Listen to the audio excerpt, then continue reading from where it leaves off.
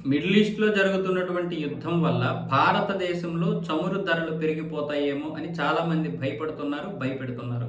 దీని గురించి కేంద్ర ప్రభుత్వం అయితే ఒక స్పష్టమైనటువంటి ప్రకటన చేసింది. ఎవరూ కూడా భయపడకండి. మిడిల్ ఈస్ట్‌లో జరుగుతున్నటువంటి యుద్ధం వల్ల భారత్ దగ్గర కేవలం 20 రోజులకు, 30 రోజులకు సరిపడేటటువంటి నిల్వలు మాత్రమే ఉన్నాయని చెప్తున్నారు.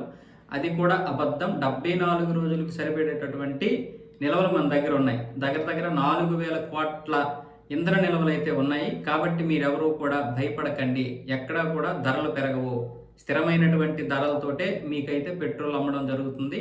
ఈ యొక్క భారం అన్నీ కూడా చమురు సంస్థలే భరిస్తాయి.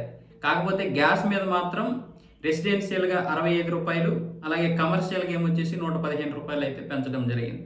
అంటే అక్కడ పెంచి ఇక్కడైతే ఏ విధంగా పెంచకుండా స్థిరమైనటువంటి ధరల్లోనే కొనసాగుతాయని చెప్తున్నారు. కాబట్టి చమురు సంస్థలు ఇప్పటి వరకు చాలా వరకు లాభాలు ఆర్జించాయి కాబట్టి ఎంతో కొంత ప్రజల కోసం పెడతాయి. తప్పేముంది? అదే విషయాన్ని కేంద్ర ప్రభుత్వం చెప్పింది.